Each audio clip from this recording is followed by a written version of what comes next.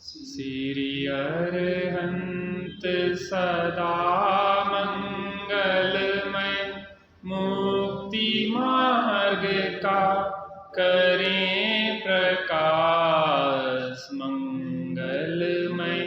श्री सिद्ध प्रभु जो निज स्वरूप में करें विलास, शुद्धात्म के मंगल साधक साधु पुरुष की सदा शरण हो।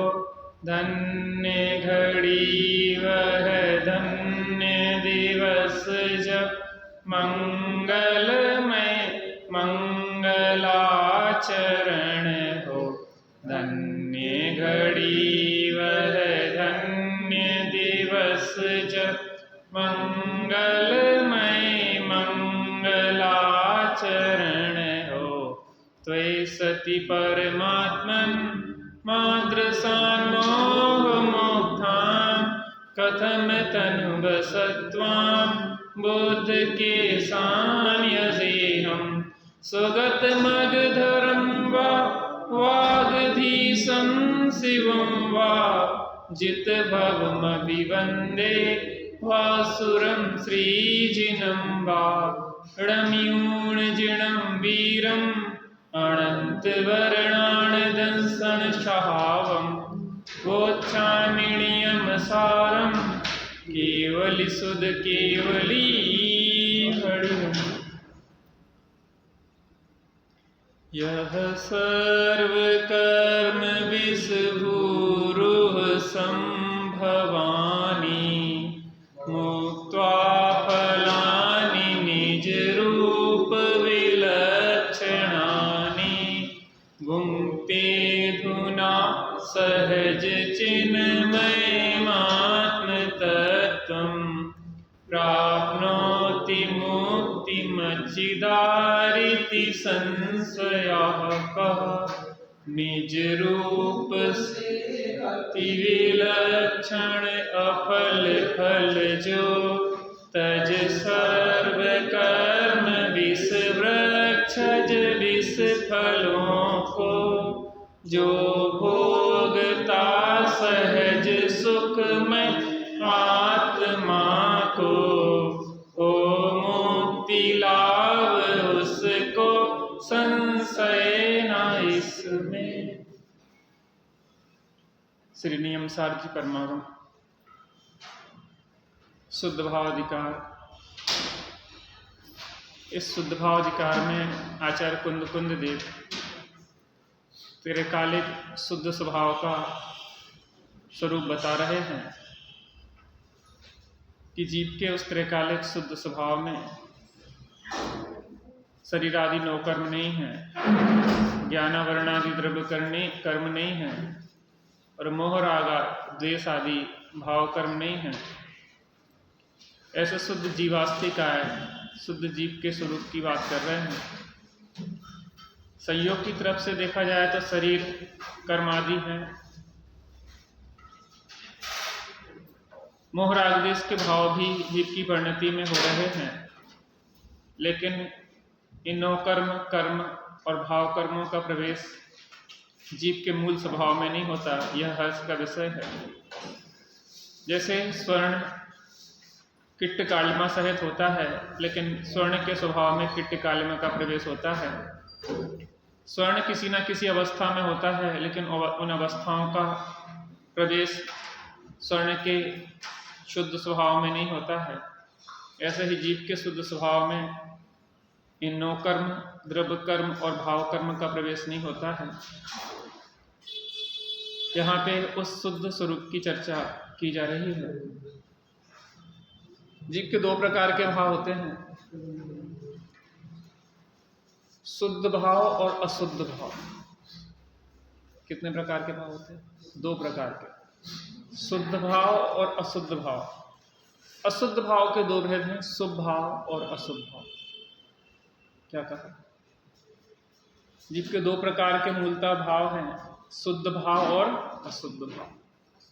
अशुद्ध भाव के दो भेद हैं, शुभ भाव और अशुभ भाव, जिसमें अशुद्ध भाव संसार के कारण है और शुद्ध भाव मोक्ष का कारण है।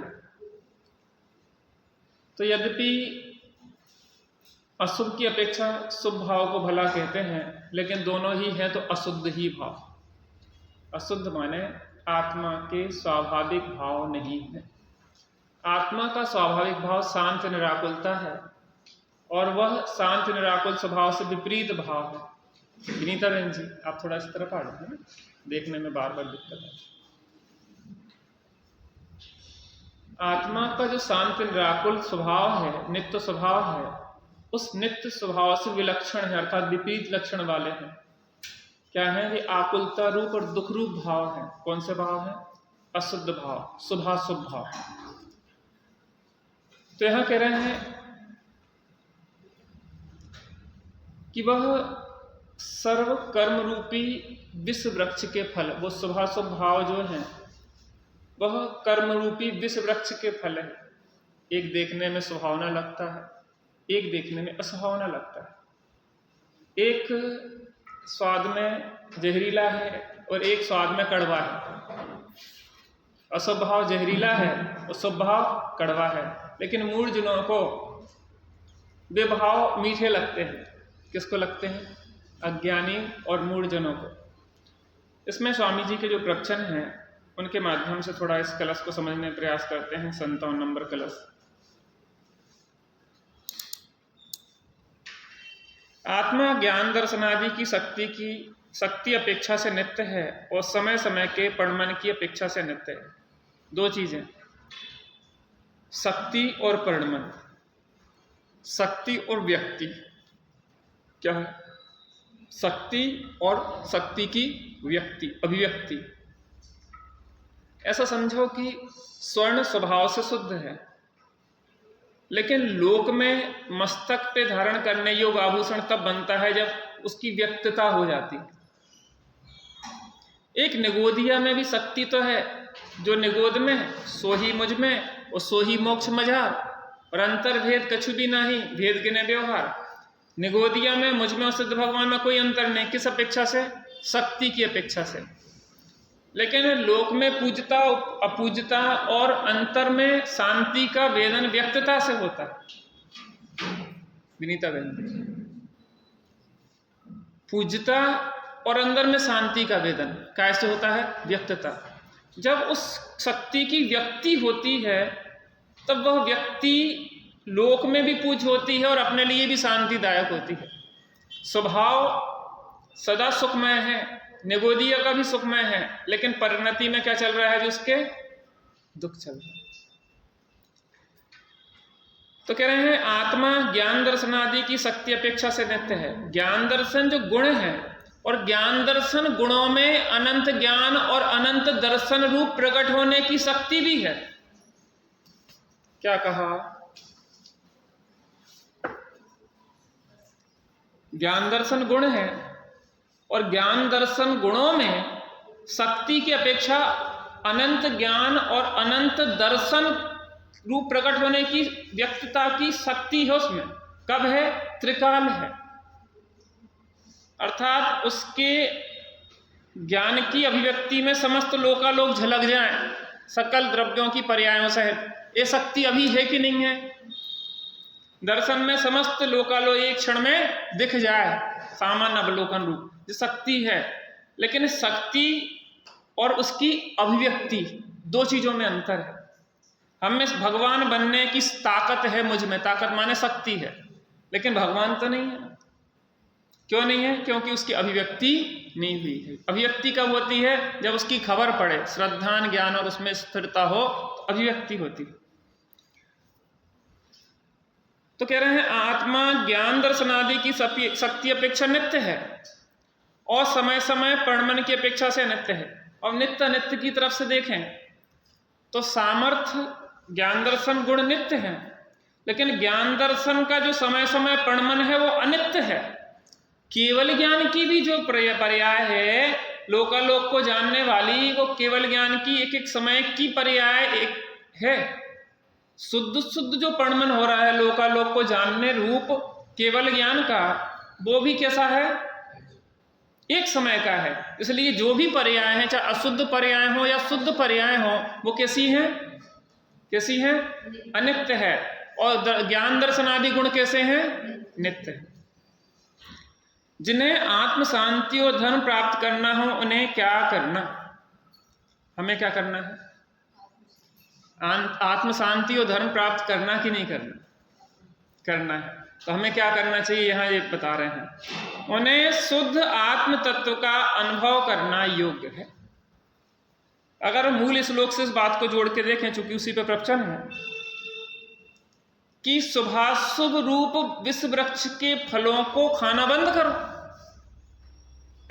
क्या कहा, यद्यपि अशुभ से शुभ को भला माना जाता है, किसी अपेक्षा से है भी, लेकिन दोनों ही आपको आकुलता देते हैं कि निराकुलता देता है कोई इसमें से, इसको प्रैक्टिकल देख लेना। आज अपन स्वाध्याय को 10:30 बजे से बढ़ा के 11 बजे तक लेंगे। कितने लोग बैठेंगे, श्रुति बहन जी आप बैठेंगे कि नहीं? फिर भी कुछ लोग हैं ऐसे हिम्मत वाले जो जोड़ लगा दें, जैसे महेंद्र भैया हैं, कुछ 1-2 लोग और बैठे रह सकते हैं, शकुंतला दीदी हैं, जो लोग बैठे रहेंगे, लेकिन उससे कहेंगे कि अपन 12 बजे तक बैठेंगे। इसका मतलब यह है कि बाहर में तो आकुलता है ही, यहां भी, वहां तीव्र आकुलता है तो यहां मंद आकुलता है। आप इसको सतत नहीं सुन सकते, सतत उपयोग यहां टिक नहीं सकता। अब मैं आपसे कहूं कि आप जब सिद्ध बन जाएंगे और अनंत काल तक बस एक स्वरूप में बैठे रहेंगे, फिर कोई समस्या? जब सिद्ध बन जाएंगे तो अनंत काल तक बैठे रहेंगे, फिर क्या होगा? चलो देख तो है संसार में क्या हो रहा। एक आध सिद्ध आए हैं घूमे फिर भी खिलाने, यार बहुत थक गए, जैसे श्रीमती जी थक जाए तो माए के घूमे आती हैं, ऐसे ही सिद्ध भगवान सोच लें कि अब बहुत बैठे बैठे थक गए, ध्यान लगाते लगाते आत्मा को थोड़ा सा संसार के राग देश के काम भी करें। इसका मतलब वहां पे कोई आकुलता नहीं है, वो निराकुल दशा है। उसको प्राप्त करने के बाद फिर दोबारा जीव यहाँ पे आने की कामना नहीं करता है, क्योंकि मोह से कामना होती है, वहां मोह चला गया, समस्त कर्म चले गए, एक अतीन्द्रिय आनंद के झरने झर रहे हैं। आनंद के झरने झरते प्रदेशों से, जब नहीं नित्य ध्यान निज धरते हैं। यहां तो मुनिराज की अपेक्षा कर कह रहे हैं कि जब ध्यान निज करते हैं और वो नित्य ध्यान में ही रहते हैं सिद्ध भगवान, अगर वहां आने की क्या बात है? एक स्वरूप का ही ध्यान चलता रहता, स्वरूप का आनंद चलता रहता। पता हम क्यों इतनी महिमा लाते, आचार्य देव बार बार क्यों कह रहे हैं? सुनते सुनते एक दिन लगने लग जाए कि एक बार देख तो लें कम से। शांति पद प्रदर्शन में एक दृष्टांत आता, आप लोग स्वाध्याय किया करो व्यक्तिगत, एक विशेष निवेदन है। प्रभात भैया आप कौन से ग्रंथ का स्वाध्याय कर रहे हैं आजकल? ऐसा नहीं चलेगा, होमवर्क भी किया जाता ना। व्यक्तिगत स्वाध्याय में बालबोध भाग से शुरू करो, बालबोध भाग 1, 2, 3, उसके बाद वीतराग विज्ञान भाग 1, 2, 3, फिर तत्व ज्ञान भाग 1, 2, फिर उसके बाद छेड़ाला, तत्कर्ण श्रावकाचार, मोक्ष मार्ग प्रकाशक, शांति पथ प्रदर्शन। इस तरीके से क्रम से ग्रंथों का स्वाध्याय व्यक्तिगत करना चाहिए। आप यहाँ आते हैं, अच्छी बात है। यहाँ जितना सुना है, हम चाह के भी, हम बहुत एंगल से बताने का चाह के भी हम सब एंगल नहीं बता पाएंगे आपको, और वो दृष्टि की स्पष्टता आपको स्वाध्याय से, व्यक्तिगत स्वाध्याय से मिलेगी। तो शांति पथ प्रदर्शन ग्रंथ में एक दृष्टांत दिया कि एक सेठ जी का बच्चा सप्त व्यसनों में पड़ गया, वेश्यागमन करने लगा, वेश्याओं के यहाँ जाता था। सेठ जी ने सोचा कि यह वेश्यागमन कैसे रोका जाए, तो उन्होंने कहा कि एक सुसंस्कारित अच्छी कन्या से इसका विवाह कर देते हैं। विवाह भी हो गया, सुसंस्कारित थी। वेश्या के यहाँ जैसे ही पता पड़ा वेश्या को कि इसका विवाह हो गया बहुत अच्छी गुणवान सुंदर कन्या से, तो उन्होंने कहा कि हमारा ग्राहक तो चला गया। तो उसने कहा स्वामी इतने सालों से आप मेरे साथ रह रहे हैं, आपसे कुछ स्नेह हो गया, वेश्या ने कहा। और मैंने रात में स्वप्न देखा कि अगर आप अपनी पत्नी की शक्ल देखोगे तो अंधे हो जाओगे। सही में देखा था कि चाल थी उसकी। स्त्रियों में ईर्ष्या बहुत ज्यादा होती है मुख्यतः से सबकी। आप लोगों की, आप तो स्वाध्यायी हैं, आप लोगों में नहीं होगी। एक राजा की कई रानियां हो तो जल भुंज के नरक जाती हैं अधिकतर में। ईर्ष्या होती रहती, राजा ने ज्यादा चाहत, इनके पास ज्यादा समय दे, आपस में ईर्ष्या ईर्ष्या ईर्ष्या। और ईर्ष्या मिलता कुछ नहीं है, दोनों दुर्गति में जाके लड़ते भिड़ते रहते आगे जाके। तो वो पत्नी तो नहीं थी, वो तो वेश्या थी, उसको तो व्यापार करना था। उसने कहा देखोगे तो अंधे हो जाओगे। तो उसने सोचा वास्तव में अंधे हो जाएंगे, ये चाहती है हमें। तो वो घर जाता था तो क्या करता था, आंख पे पट्टी बांध लेता। पत्नी के पास जब भी जाए क्या करता था, आंख पे पट्टी बांध लेता था। पत्नी भी समझदार थी, उसने कहा उसको दाल में काला, उसने जानकारी करी और पतिदेव से कहा कि मैं भी नहीं चाहती कि तुम अंधे हो जाओ, लेकिन काने पति से काम चल सकता है। विनीता बहन, कैसे पति से? काने से तो काम चल सकता है, एक आंख से तो दिखेगा। तो उन्होंने कहा तुम एक काम करो, दोनों आंखें ना खोलो, एक बार में एक आंख खोल लो। जब उसके व्यवहार से तो संतुष्ट था ही, उसने भी सोचा कि अब वो ना हो, एक बार देख ही लिया, जो होगा सो देखा जाएगा।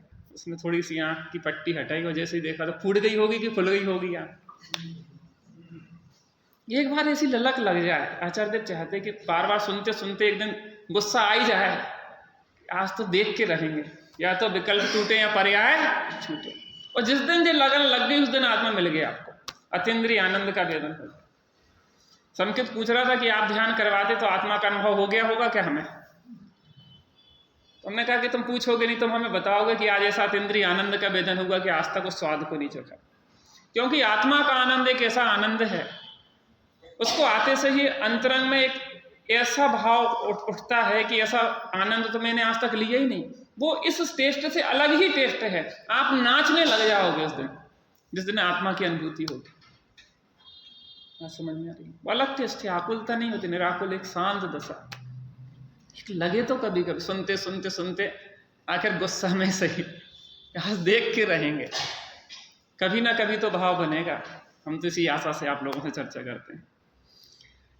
उन्हें शुद्ध आत्मा का अनुभव करना योग्य है जिन्हें आत्म शांति और धर्म करना चाहते हैं। शरीर मन वाणी तो जड़ है, आत्मा का धर्म ना शरीर से होता है, ना मन से होता है, ना वचन से होता है।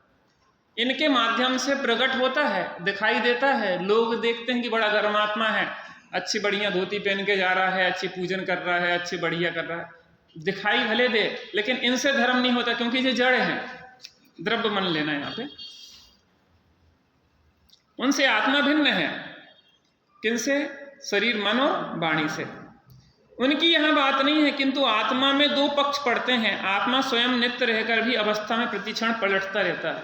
आत्मा नित्य स्वभाव से नित्य है, ज्ञान दर्शन आदि गुण नित्य है, और निरंतर क्या हो रहा है उनमें? पर्याय में पर्णमन चल रहा है। वो पर्णमन दो प्रकार का, एक स्वाभाविक पर्णमन और एक वैभाविक पर्णमन। आत्मा ज्ञान दर्शन चारित्र अस्तित्व आदि अनंत गुणों का भंडार है। वे अनंत गुण आत्मा में अभेद हैं, अखंड है। आत्मा में कैसे है वो? अभेद और अखंड, अलग अलग नहीं है कि ज्ञान अलग हो, दर्शन अलग हो, चारित्र अलग हो, सुख अलग हो, वीर अलग हो। नित्य है। जो जीव उनका अभेद रूप से अनुभव करता है वह अवश्य ही मुक्ति को प्राप्त होता है। मूल कलश पे विचार करें कि कर्म फल को खाना बंद करो और स्वरूप अनुभव पूर्वक मोक्ष फल को प्राप्त करो। जो विष वृक्ष के फल हैं, कौन?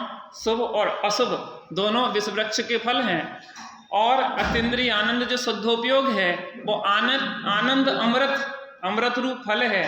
तो ये क्या करो, उस आत्मा का, वो अतीन्द्रिय आत्मा अनंत ज्ञान दर्शन सुख वीर आदि स्वभावी में आत्मा हूं, ऐसा विश्वास करो, ऐसा ज्ञान करो और उसमें ही स्थिर हो जाओ। तो उससे क्या होता है? मोक्ष रूपी फल की प्राप्ति, मोक्ष की फल की प्राप्ति। मोक्ष फल प्राप्त है, फलम निरूपामिति। मैं मोक्ष फल की प्राप्ति के लिए भगवान आपको फल चढ़ा रहा हूं। हम बहुत स्वार्थी हैं, भगवान से कामना है, लेकिन निष्काम होने की कामना है। हे भगवान, यह कामना भी मिट जाए, मैं ऐसे निष्काम स्वरूप को वेदन करूं। अब आपकी परीक्षा, मैंने बहुत पढ़ाया है। अब टेस्ट शुरू होता है।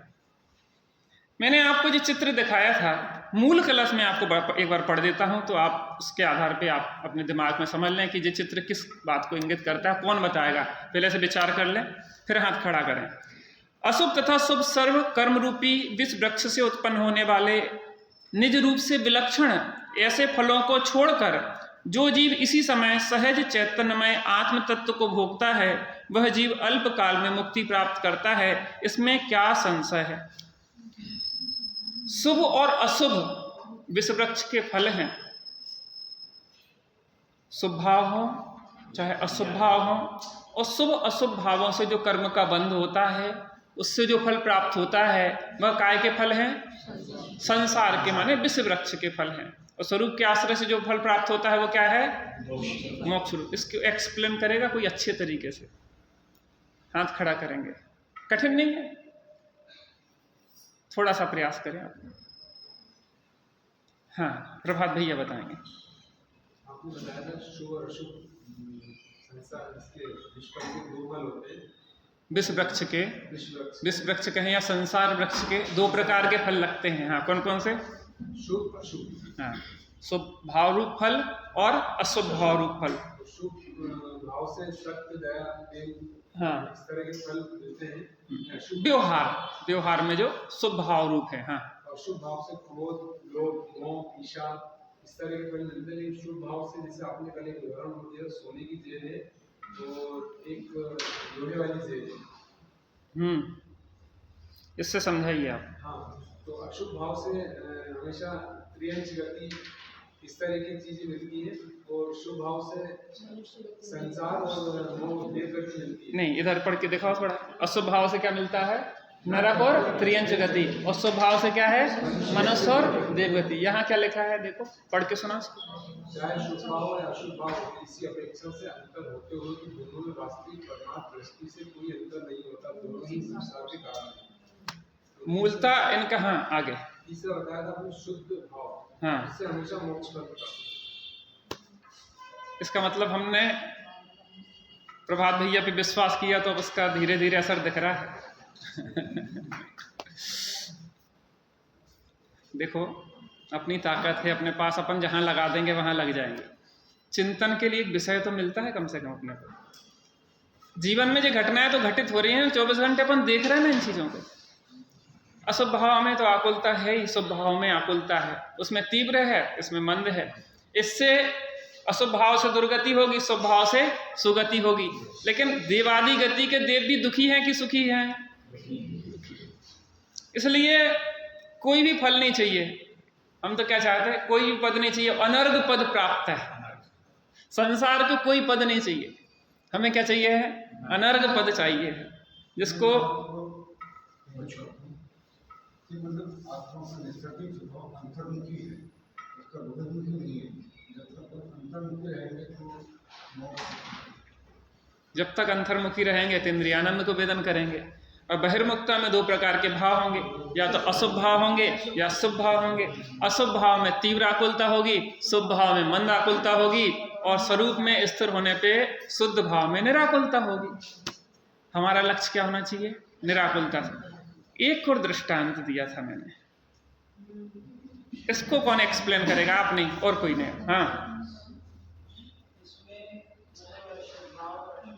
पहले दृष्टांत बताओ, दृष्टांत से दृष्टांत की ओर जाएंगे। इसमें एक तीन मित्र है, एक जो है मित्र का इंतजार कर रहा है, वो जो दूसरा दो मित्र एक तीसरे मित्र का इंतजार कर रहे हैं। वो कौन सा मित्र है? मोक्ष रूपी मित्र को इंतजार कर रहे हैं। एक मित्र क्या कर रहा है? अशुभ भाव, और जो एक मित्र जो छाव में कर रहा है वो शुभ भाव। हाँ, जो अशुभ भाव मतलब जो धूप में कर रहा है जो मित्र जिसका इंतजार, तो वो मतलब है ना, उसको आकुलता हो रही है। आकुलता व्याकुलता हो रही, थोड़ी देर में मूर्छित होकर गिरने वाला है, मित्र से मिल नहीं पाएगा। वो जो शायद इंतजार कर रहा है, वो उसको मतलब है ना आकुलता नहीं मन है, और मतलब उसको शुभ भाव है।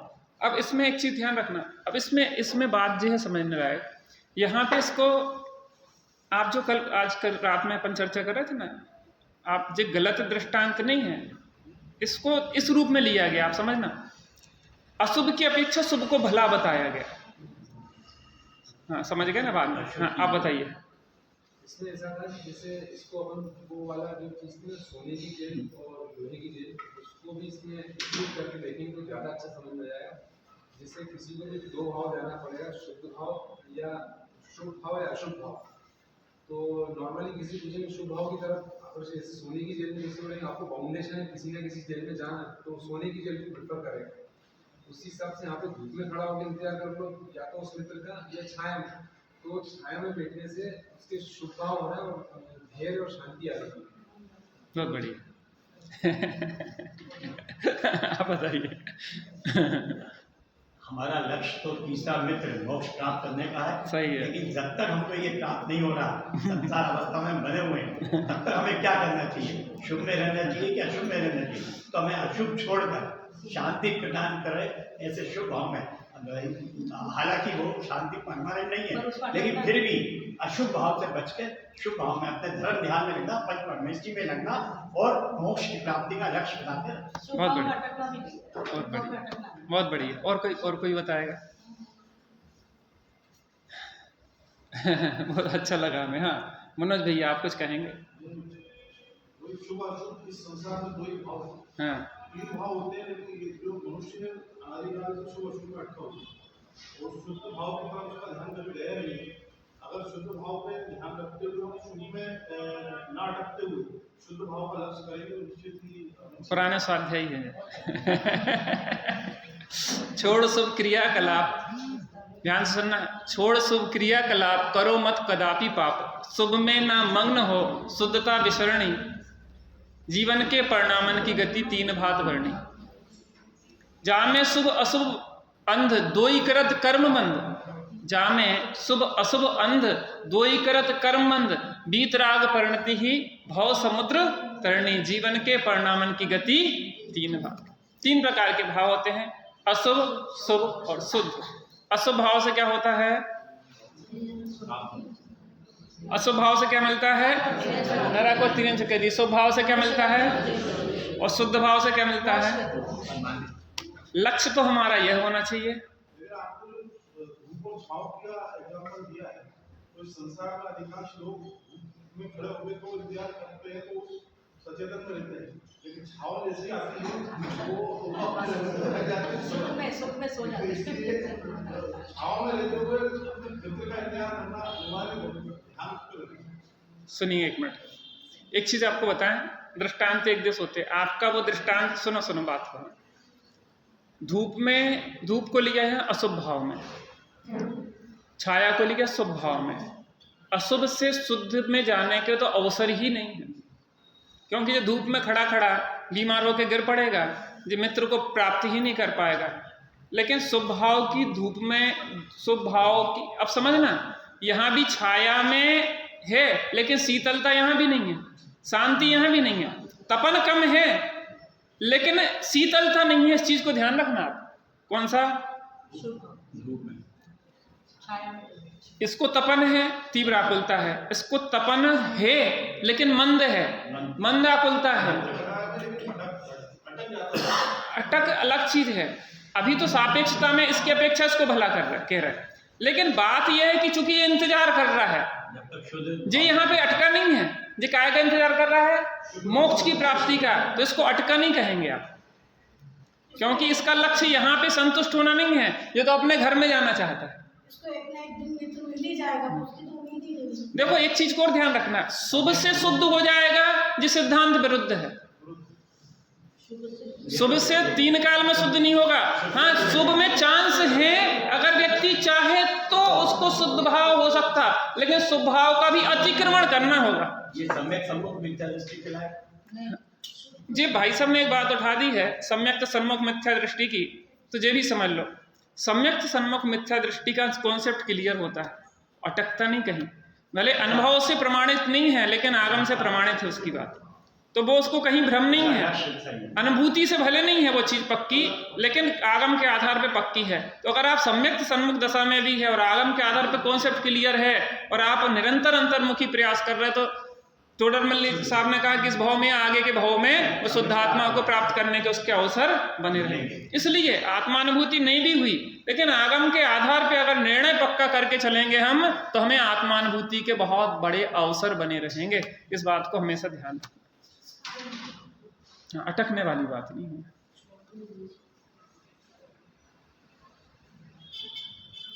अगली गाथा देखते हैं, हाथ जोड़ो।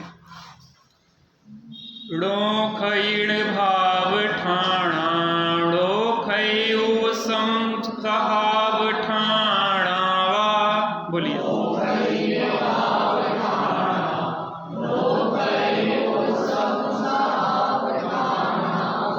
ओदई भाव ठाणा ड़ो उवसणे सहाव ठाणा वा।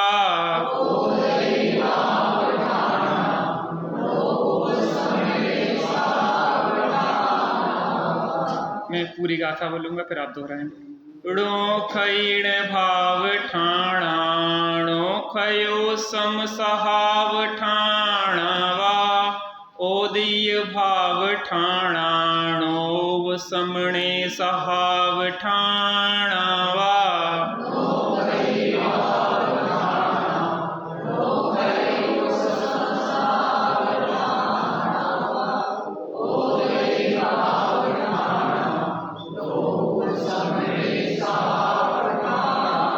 इस जीव के छायिक छयोपम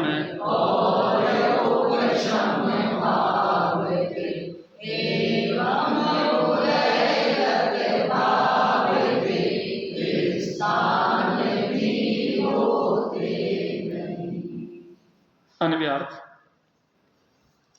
न छायिक भाव स्थानानि, जीव के छायिक भाव के स्थान नहीं है। न क्षयोपम स्वभाव स्थानानि व क्षयोपम स्वभाव के स्थान नहीं है। औदिक भाव स्थानानि, औदिक भाव के स्थान नहीं है। व अथवा न उपसम स्वभाव स्थानानि, उपसम स्वभाव के स्थान नहीं है। चार विभाव स्वभावों के स्वरूप कथन द्वारा पंचम भाव के स्वरूप का यह कथन है। कर्मों के क्षय से जो भाव हो उसे क्षयिक भाव कहते हैं। कर्म के क्षयोपशम से जो भाव हो वह क्षयोपशमिक भाव है। कर्मों के उदय से जो भाव हो वह औदिक भाव है। कर्म के उपशम से जो भाव हो वह औपशमिक भाव है। सकल कर्मोपाधि से विमुक्त ऐसा परिणाम से जो भाव हो वह पारणामिक भाव।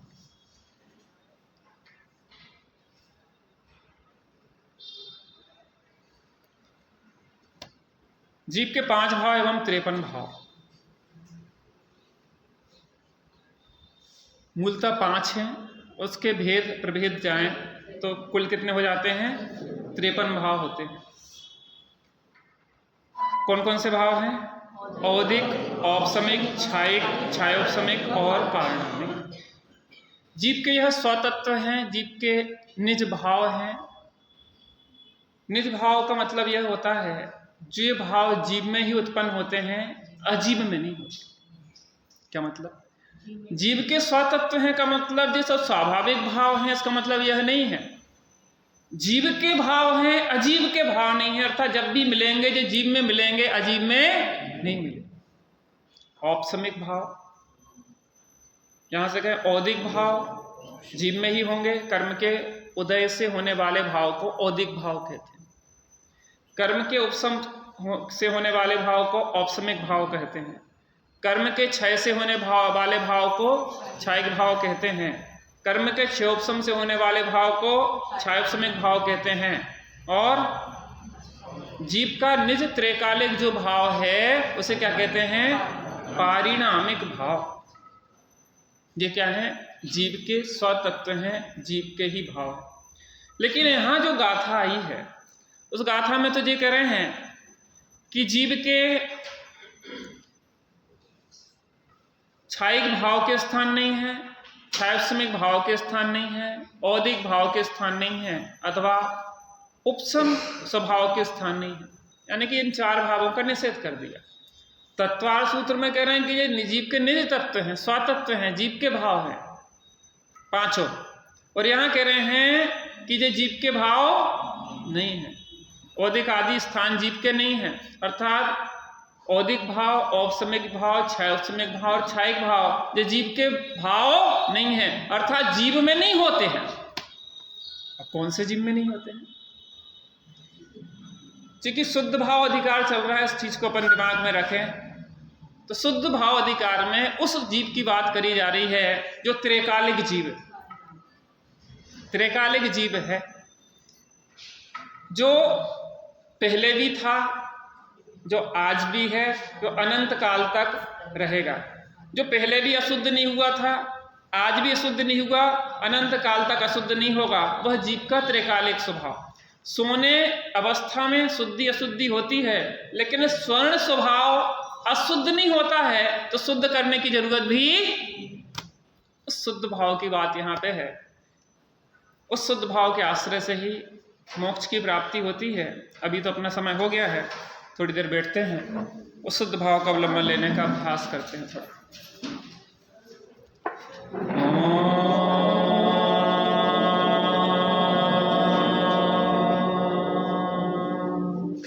शांति शांति शांति।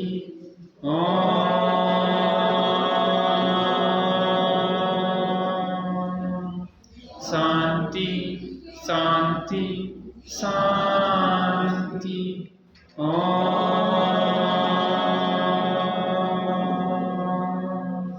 शांति शांति शांति।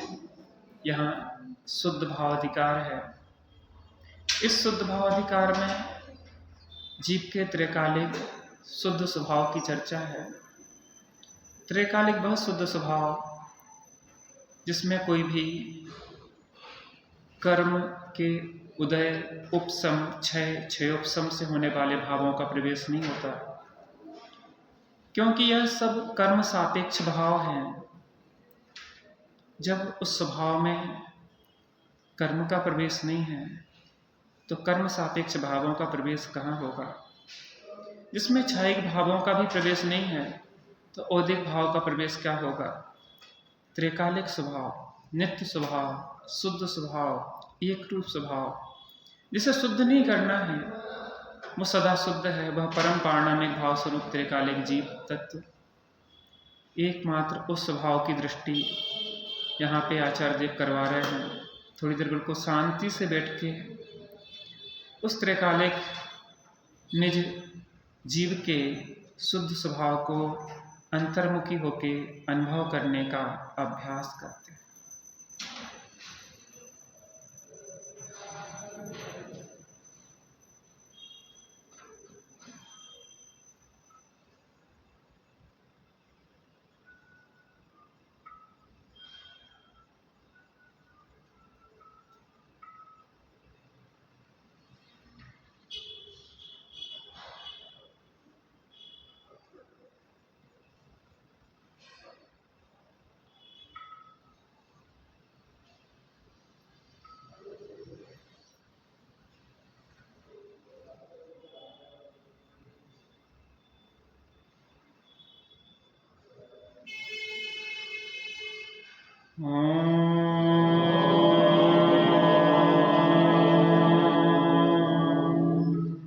शांति शांति शांति।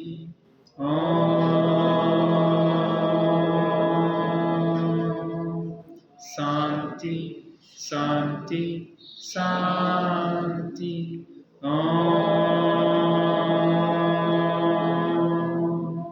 शांति शांति शांति। सहजानंदी शुद्ध स्वरूपी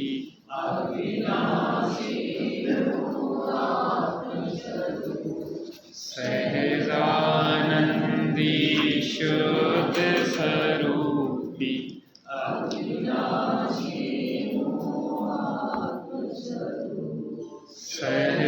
सहजानंदी शुद्ध स्वरूपी अविनाशी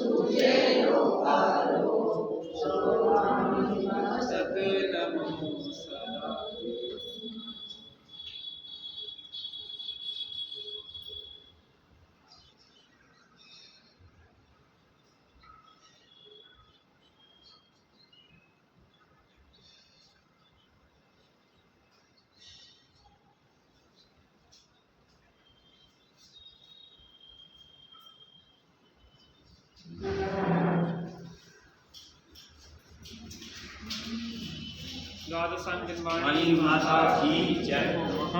परमेश जी भगवान की